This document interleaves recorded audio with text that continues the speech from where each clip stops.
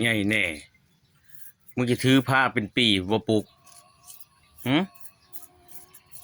หมู่บ้านหมู่บ้านหมู่เมืองเพิ่นถือผ้าได้แต่4 เดือน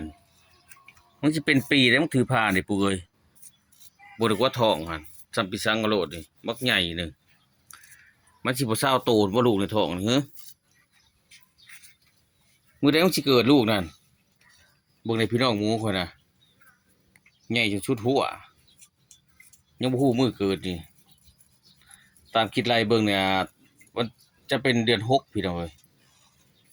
เดือนมื้ออื่นมื้อฮื้อนี่แหละวันที่4ที่5นี่แหละ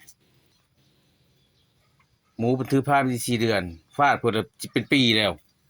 ออกมาแม่ได้จักโตลูกฮะทำได้หลายๆเด้อปู่เด้อ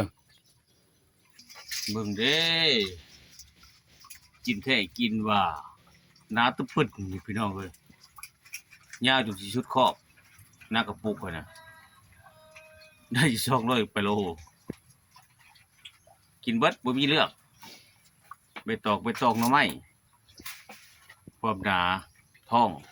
พู้นน่ะ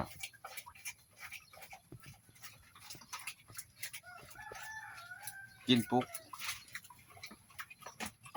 ทั้งหนาทั้งใหญ่